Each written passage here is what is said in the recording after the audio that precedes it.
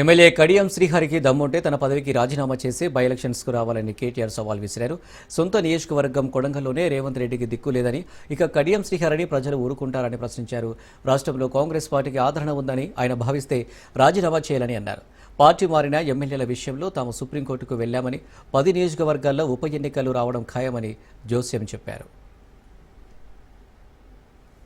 కాంగ్రెస్ పార్టీకి ఏమన్నా దమ్ముంది, ప్రజల ఆదరణ ఉంది అనుకుంటే రాజీనామా పెట్టు రా. ఒక్క కడియం శ్రీహరే కాదు, 10 మంది వాళ్ళు ఏమనుకుంటారో నాకు తెలియదు, కానీ తప్పించుకోజాలరు.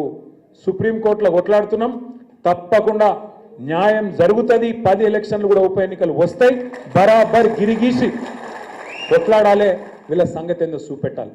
దయచేసి నేను మిమ్మల్ని కోరేది ఒకటే, ప్రజలకు కూడా ఇప్పుడిప్పుడే అర్థమవుతున్నది, మోసపోయినామని అర్థమైంది. మనకు ఓటైన వాళ్ళు కూడా ఇప్పుడు బాధపడతాను.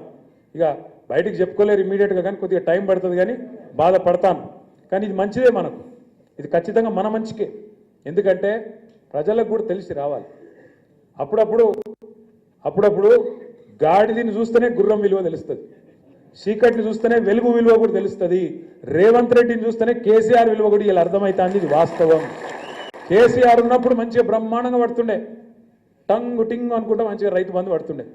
మరి ముఖ్యమంత్రి గారిగా సేమ్ టింగు టింగ్ అంటే బాగుండదు కదా, అందుకే ఏమనుకున్నాడు, టకీ టకీ అని మొదలుపెట్టి పడా. టకీ టకీ పడుతున్నాయి ఆ రైతు బంధు, టకీ టకీ.